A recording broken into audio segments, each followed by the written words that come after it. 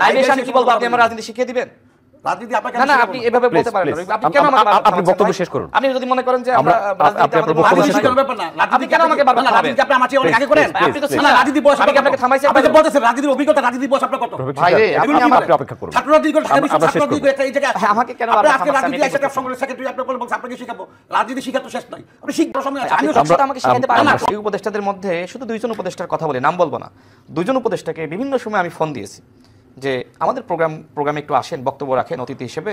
আপনাদের মতন মানুষ যদি প্রোগ্রামে আসে তাহলে এই বিষয়টা আসলে মানুষের কাছে বেশি দ্রুত ছড়িয়ে পড়ে। প্রোগ্রামটা কি? হাসিনার পতন। প্রোগ্রামটা কি? আওয়ামী লীগের জুলুমতন্ত্রের বিরুদ্ধে। প্রোগ্রামটা কি? এই ফ্যাসিস্টদের নিপীড়নের বিরুদ্ধে। তারা শেখ হাসিনার বিরুদ্ধে কখনোই আমাদের আহ্বানের মাঠে আসে নাই। তারা হয়েছে উপদেষ্টা। সুতরাং আপনি যদি বলেন যে তারা এত সহজে ইলেকশন দিয়ে দেবে, আমি এটা বিশ্বাস করি না। আমি আপনাকে এই টকশো থেকে বলছি, এই সরকার ইলেকশন আদায় করতে এই দেশের জনগণ এই দেশের জনগণ যখন তোমার রাস্তায় নামে না আদায় করতে বাধ্য করবে না। এই যে এখন তো আপনি আন্দোলনের দিকে যাচ্ছেন, আমার মতনই কথা বলতেছেন। আমি এটাই বলতেছি যে সরকারকে আসলে চোখে চোখে রাখতে হবে, সরকার যাতে বিপথে না যায়। সরকারের কতিপয় উপদেষ্টারা দেশের বিরুদ্ধে, রাষ্ট্রের বিরুদ্ধে ষড়যন্ত্র করবে। নির্বাচন যথাসময়ে না হোক তারা সেই বিষয়ে চক্রান্ত করবে, কারণ তাদের রয়েছে 10 সেকেন্ডে শেষ করি, তাদের রয়েছে আওয়ামী প্রেম। তারা চাইবে যে আওয়ামী লীগ নির্বাচনে আসুক। কোনোভাবে তারা আওয়ামী লীগকে নির্বাচনে আনার জন্য চক্রান্ত করতেছে। আপনি নিশ্চয়ই জানেন কি না জানি না। এই উপদেষ্টাদের একটি অংশ স্মরণ করতেছেন প্রতিনিয়ত শেষ করতে এসে আমি শেষ মনে হয় যে সরকার উপদেষ্টা যারা সমালোচনা করছেন তারাও এতবার বলে না। আমি কি দয়া করে আপনাকে বলি না ভাই, এটা আওয়ামী লীগ করেন না, শুনেন, এটা আওয়ামী লীগ করে না। আওয়ামী লীগ যারা করে তারা আওয়ামী লীগের কথা আজকে বলতেছে না। তারা তাদের 15 আগস্টে খিচুড়ি রান্না করে না। তারা জাতীয় দিবসগুলোতে একটা ব্যানার নিয়ে যায় না। আওয়ামী লীগের দেশের রাজনীতি হিসেবে দাঁড়াতে পারবে, এটা আমি বিশ্বাস করি না। এরা দাঁড়াতে পারবে কোন মুখে? না আওয়ামী লীগ কোন মুখে দাঁড়াবে? শেষ করতে দেন। কোন অধিকার নিয়ে দাঁড়াবে আওয়ামী লীগ? আমাকে বলেন। আপনার কথা তো বললেন, আমি শেষ করি। শোনেন, আওয়ামী লীগ এই যে ঘাপটি মেরে রয়েছে, আওয়ামী লীগ এই যে নিশ্চুপ, এটা আসলে একটা মানে খুবই সংশয়ের বিষয়। আওয়ামী লীগ যদি ছোট ছোট মিছিলও নিয়মিত করতো তাহলে বোঝা যেত যে তারা ফিরে আসার চেষ্টা করতেছে। কিন্তু একটা মানুষ যখন হঠাৎ করে স্তব্ধ হয়ে যায় তখন আসলে আতঙ্ক, সন্দেহ, সংশয় বেড়ে যায়। উপদেষ্টাদের মধ্যে একটি গ্রুপ, তারা কিন্তু রিফাইন্ড আওয়ামী লীগ নামে আওয়ামী লীগ ফিরিয়ে আনার চক্রান্ত করেছিল। এমনকি আমাদের সাথে তো আসলে বিদেশিদের বিভিন্ন সময় মিটিং হয়, তারাও আমাদেরকে বলেছিল যে আওয়ামী লীগকে আপনারা কেন ব্যান করবেন, আপনারা আওয়ামী লীগকে নির্বাচনে এনে হারিয়ে দেন। তাদেরও কিন্তু আওয়ামী লীগের প্রতি সমর্থন রয়েছে। প্রধান উপদেষ্টা নিজেও কিন্তু বারবার বলেছে যে আওয়ামী লীগ নির্বাচনে অংশ নিবে কি নিবে না সেটি আওয়ামী লীগের দলীয় সিদ্ধান্ত। কেন বলেছে? আমি শেষ করি।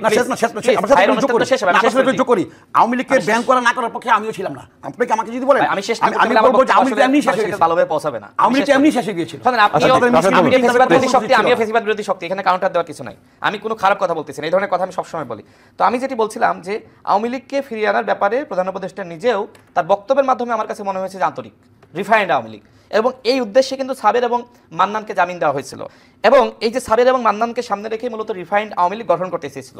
এবং এই বিষয়টা কিন্তু এনসিপির বর্তমান নেতারা, বিশেষ করে হাসনাত আব্দুল্লাহ, তিনি কিন্তু এনিও জেনেছিলেন, তিনিও বিষয়টা কিন্তু সামনে এনেছেন যে রিফাইন্ড আওয়ামী লীগ গঠনের একটি আলোচনা চলছে। এনিহাও যাই হোক, আমরাও কিন্তু সবসময় বলেছি যে রিফাইন্ড আওয়ামী লীগ গঠনের একটি চক্রান্ত উপদেষ্টাদের একটি অংশ করছে। এবং এই বিষয়টি এই কথাগুলো বলেন না, আমি রাজনৈতিক দলের কর্মী হিসেবে বড় বিএনপি আমি বিব্রত হই।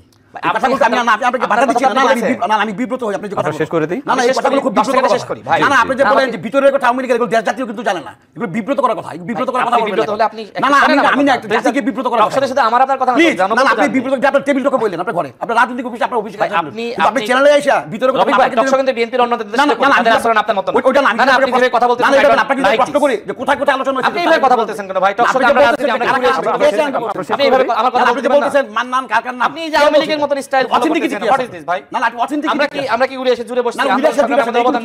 আপনি কিভাবে কথা বলেন? বিএনপির অন্যদের আলোচনা করেন। আমরা শেষ করে বারবার আমার কথা। আওয়ামী লীগের ভয় আপনার অস্থির হয়ে গেছে ভাই, এটা উচিত। এটা আওয়ামী ভয় আপনার সমস্যা না। আপনার আওয়ামী ভয় কেন? আপনি এরকম করতেছেন না, দুঃশাসনটা আপনি ভয় পান কেন? রাসেল সাহেবকে শেষ করতে দিন। কি ধরনের রাসেল সাহেবকে শেষ করতে দিন, আমরা অনুষ্ঠান শেষ করব। জি আপনি শেষ করুন। না ভাই সেই কথা এইভাবে করতেছে কেন? বিএনপির একদম শীর্ষ নেতৃত্ব জনাব তারেক রহমান থেকে শুরু করে আপনি বলেন লাইভে এসে আমি কি বলবো আপনি আমার রাজনীতি শিখিয়ে দিবেন? রাজনীতি আপনাকে না আপনি এভাবে বলতে পারেন না। আপনি কেন আমাকে বারবার আপনি বক্তব্য শেষ করুন। আপনি যদি মনে করেন যে আমরা রাজনীতি শিখানোর ব্যাপার না, আপনি কেন আমাকে বারবার রাজনীতি আপনি আমার চেয়ে অনেক আগে করেন? আপনি তো না রাজনীতি বয়স আমি আপনাকে থামাইছি। আপনি যে বলতেছেন রাজনীতির অভিজ্ঞতা, রাজনীতি বয়স আপনার কত? ভাই রে আপনি আপনি অপেক্ষা করুন। ছাত্র রাজনীতি করে ঢাকা বিশ্ববিদ্যালয় ছাত্র রাজনীতি করে এই জায়গায় আসেন। আমাকে কেন বারবার আপনি রাজনীতি আইসা একটা সংগ্রহ সেক্রেটারি আপনি বলবেন আপনাকে শিখাবো। রাজনীতি শিখা তো শেষ নাই, আপনি শিখবেন। আপনার শিখার আরো সময় আছে। আমিও সবটা আমাকে শিখাতে পারেন না। আমি শেষ করে দিই, আপনি আমাকে কোশ্চেন বলে আপনি বলবেন ভাই, একটা সময় দেখা যাচ্ছে মানুষ এটা। আমিও বলতে পারি, আমি শেষ করি ভাই। জি শেষ। আমি আপনাকে বলতেছি আমি আমার তথ্য আমি আমার যে অভিজ্ঞতা সেই অনুযায়ী আমি আমার বক্তব্য দিচ্ছি। এই স্বাধীনতা তো আমাকে দিতে হবে। রফিক ভাইয়ের সময় রফিক ভাই কথা বলেছে, আমি কিন্তু কখনোই তাকে কাউন্টার দিই না। আমি কিন্তু দুইজনকে থামিয়ে দিয়ে শেষ করছি না, আপনি শেষ করলেই আমি শেষ করব। আমি সেটাই বলতেছি যে অবশ্যই আমাদের ভিতরে সহনশীলতা দরকার, ধৈর্যশীলতা দরকার। আমি কি বলবো, আমার বক্তব্য খারাপ ভালো হলে সেটা দর্শক গ্রহণ করবে, সেটা দর্শক আমাকে উত্তর দিবে। হ্যাঁ, আমি শেষ করছি। সেটা রফিক ভাই বারবার, আমি খুবই দর্শকদের কাছে আমি দুঃখ প্রকাশ করছি এই ধরনের পরিস্থিতি। আমি দর্শককে নিয়ে আপনি কাঁদতেছেন, দর্শককে নিয়ে টেনে কি আপনি বড় নেতা হয়ে যাবেন? রফিক শিকদার, আমরা একটু শেষ করতে দিন, রাশেদ খানকে শেষ করতে দিন। ভাই আওয়ামী লীগ তো আপনার ফিরে আসার আশঙ্কা তো সবাই করে, তো আপনি করেন, আমি বিশ্বাস করি। ঠিক আছে, আপনি করেন না, আপনি করতে পারেন, আমি শেষ করি ভাই। তো সেই জায়গা থেকে আমরা মনে করি, বক্তব্য শেষ করুন। হ্যাঁ, আমার বক্তব্য শেষ করছি। সেই জায়গা থেকে সরকারের অনেক